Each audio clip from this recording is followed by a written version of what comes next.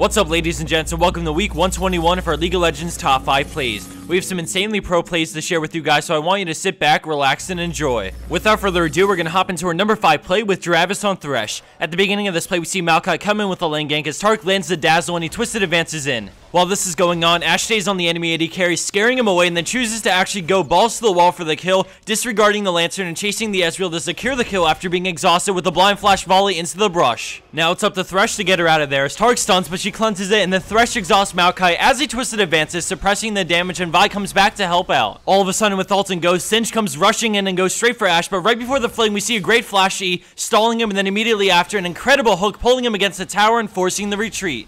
They walk away from this crazy fight with the advantage thanks to an amazingly well-played support and teamwork from all three players.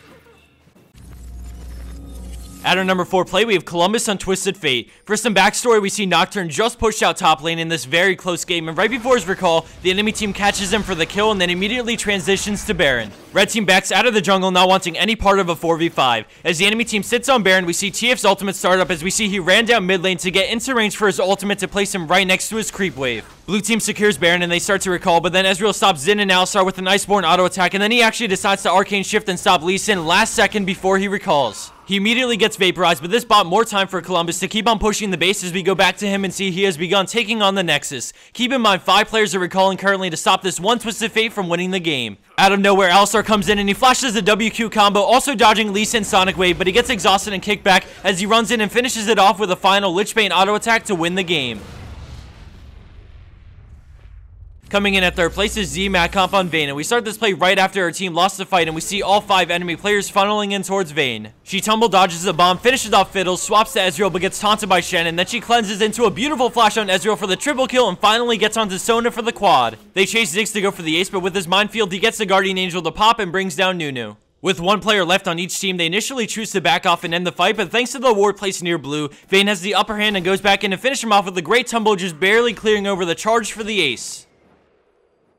Landing a spot at our number 2 play is PGN Nova on Lee Sin. At the beginning of this play, we see Malphite in trouble as Lee Sin lands a Q and waits for Ahri to use her dash before going in and landing the triple slow and killing her as she dashes away. After the taunt, he pursues Shen and then decides to back out using the movement speed from Blade of the Ruined King, but he's surrounded and gets stunned by Riven, dropping solo, but he gets the ward jump over the wall into an immediate Sonic Wave resonating strike combo and Shen for his second kill. Thanks to the health potions, he barely survives, and then Italy goes for the spear, but he flashes over it perfectly, getting hit once before ward jumping back over the wall, absorbing Varus' auto attack in the meantime and avoiding death. Despite their chase, he escapes the enemy team with 2 kills thanks to an outstandingly well-played Lee Sin.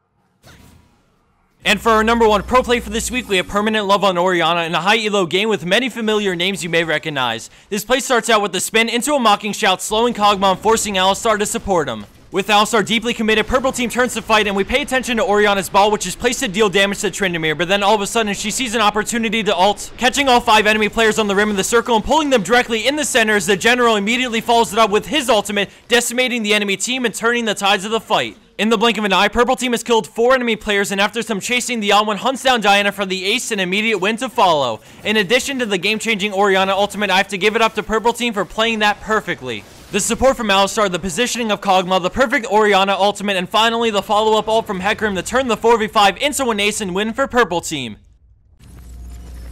And for the bonus clip of the week, we have AznNatsu and Ezreal, who picks up quite a lot of kills considering he didn't do a single thing throughout this fight. Just as a heads up to everyone, heading out to PAX East in a couple of weeks, Brandon and I will be heading over there and doing a fan meetup as well as playing some games with people, so if you're going, look out for us either at the Machinima or Alienware booths. Thanks for watching, everyone. I hope you enjoyed this episode, and as always, have a wonderful weekend.